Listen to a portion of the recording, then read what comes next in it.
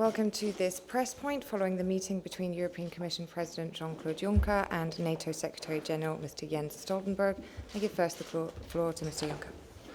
Yes, ladies and gentlemen, it's my pleasure to welcome the Secretary-General of NATO in this House.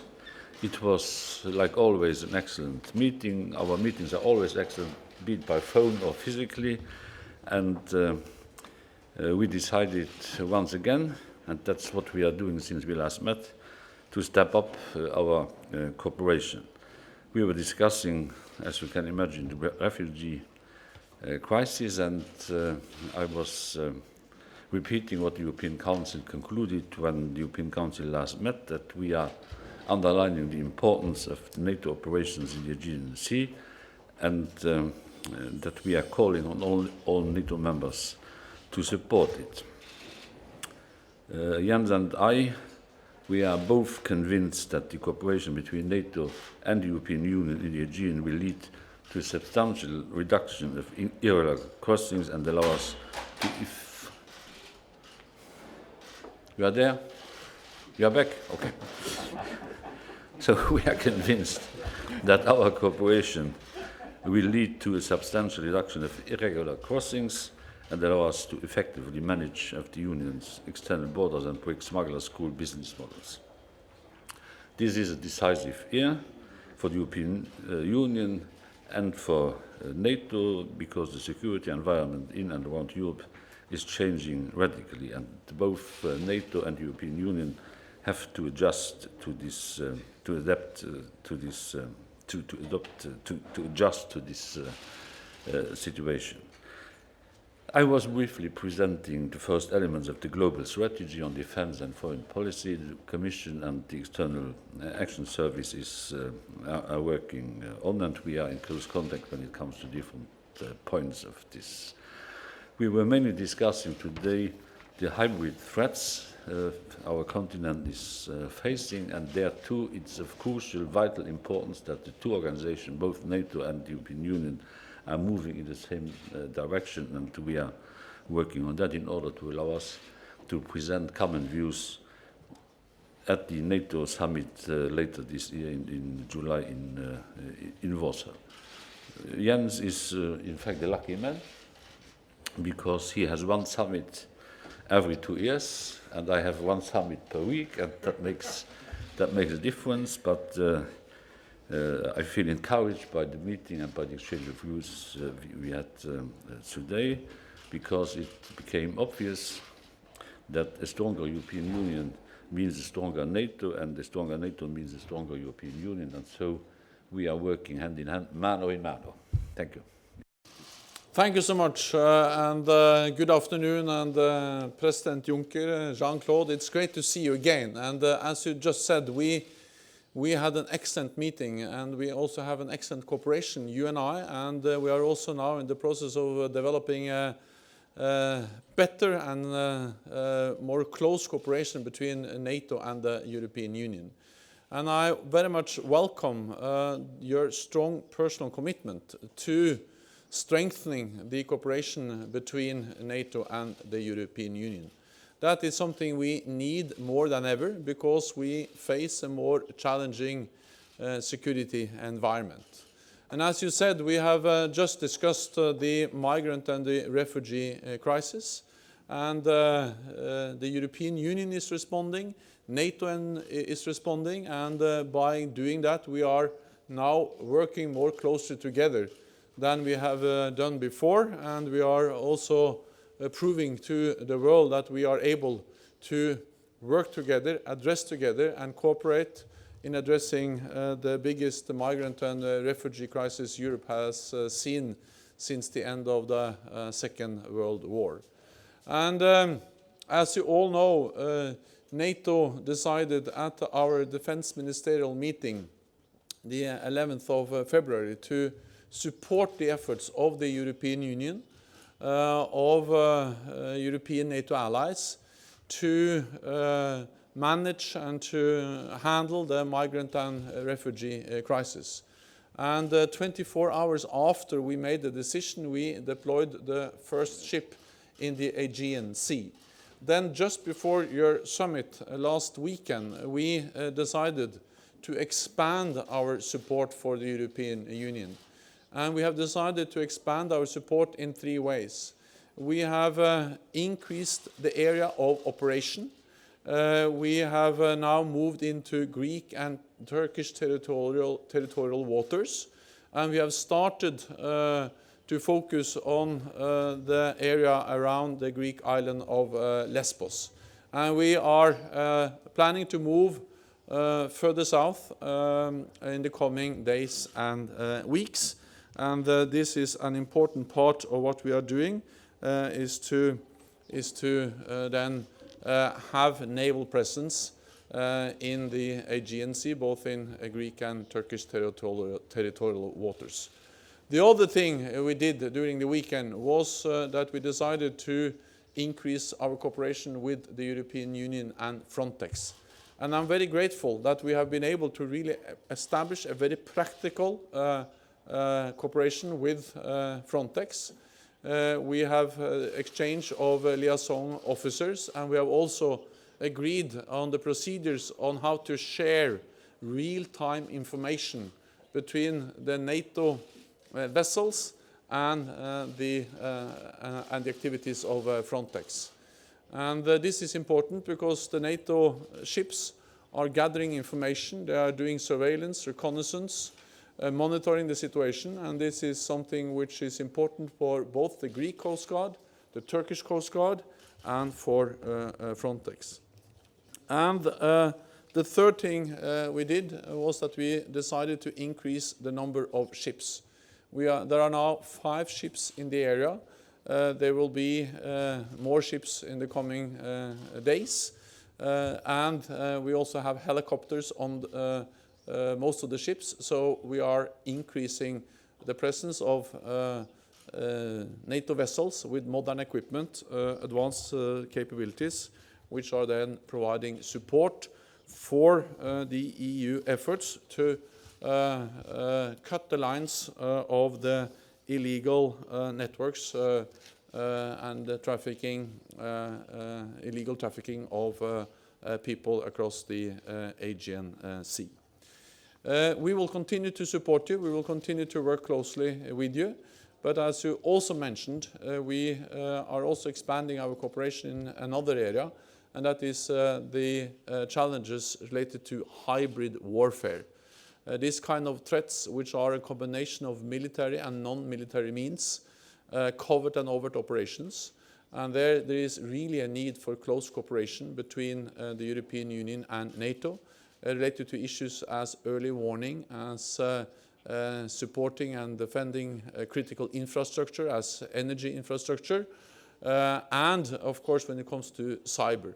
And in all these areas we are now stepping up our cooperation, and we believe very much that both the EU summit in June and the NATO summit in July will be important milestones where we have a unique opportunity to further expand our cooperation. And I believe that a strong Europe is good for NATO, and that a strong NATO is good for Europe. And based on that common understanding, we very much welcome that we are expanding our cooperation. Julian Barnes, Wall Street Journal. For Secretary General, how can the NATO mission reinforce the new EU migrant proposal, and where does the the monitoring mission on the Turkish-Syrian border stand that you talked about last month? Have you gotten assets for that, and when will that start?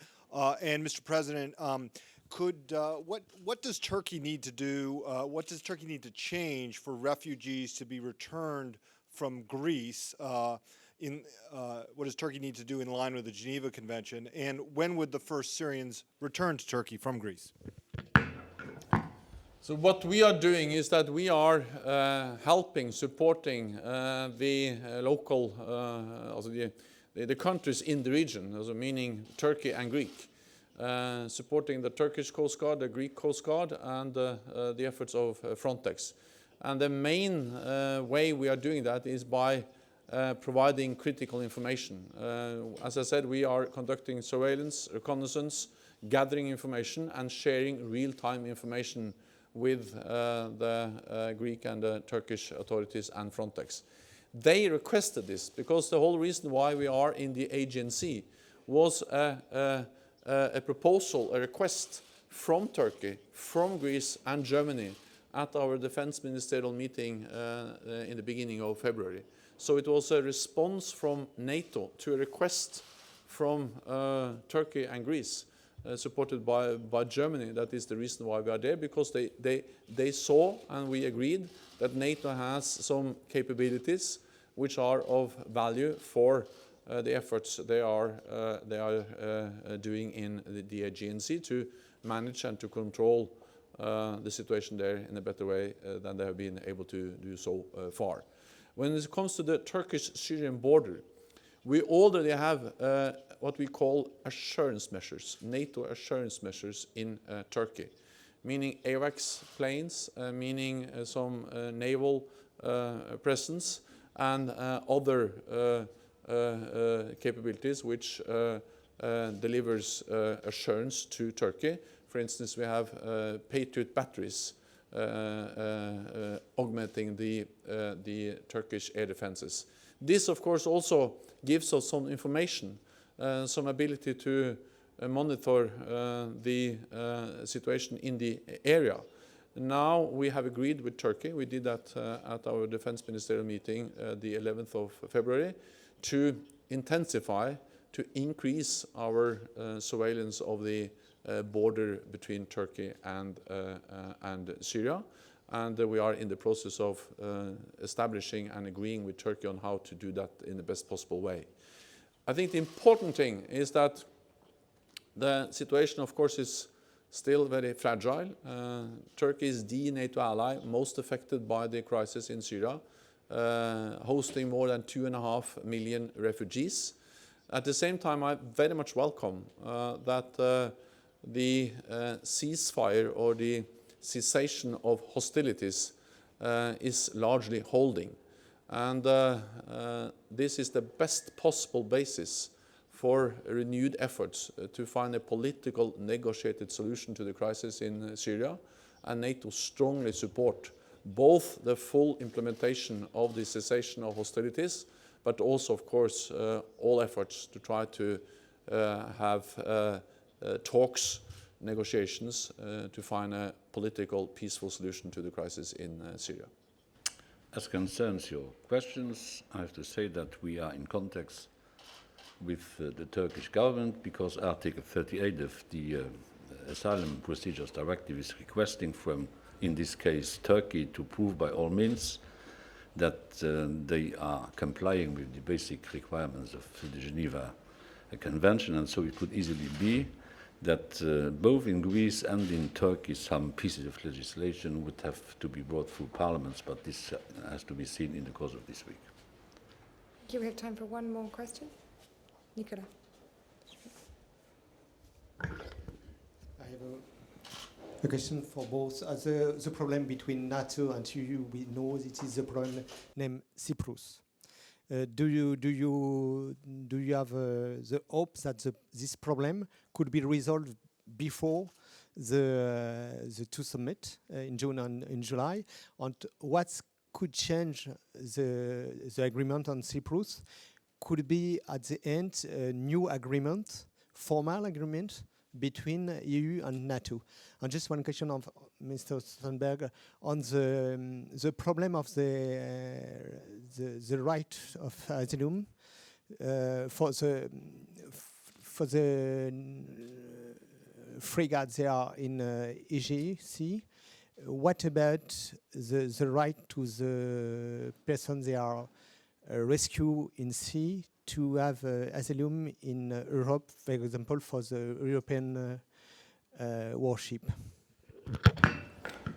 I can take the last question first, and that is that what we agreed with Turkey was that people who are rescued at sea and that are coming from Turkey can be returned to Turkey. At the same time, we stated clearly that what we are going to do has to be, of course, in accordance with international law and national regulations. And at the end, this is a responsibility of the nations, national responsibility for those nations who provide ships to our military presence in the Aegean Sea. I also see that Turkey and the EU are discussing different ways to also have a more common approach, and I welcome those efforts. When it comes to Cyprus, I think that it will be wrong if I now started to speculate on when it will be possible to have an agreement. But I think it's right to say that there are some encouraging signs, and there are some progress has taken place. And I welcome very much the progress that has been made, and also the efforts of the UN to facilitate talks and to support the efforts to find an agreement related to the challenges and the disagreements and the conflict we have seen in Cyprus over several decades. So we support those efforts, and we welcome the progress we have seen. In fact, I have nothing to add. As far as I know, and I know that the talks on the ground are progressing. The two communities are in permanent contact. I have received the two negotiation chiefs of the two communities a month ago here in Brussels. I'm quite optimistic that a deal will be found in Cyprus, and if this deal will have been found, the whole atmosphere will have changed, and it will ease the problems we can face inside NATO. Thank you very much. That's all we have time for today. Fine.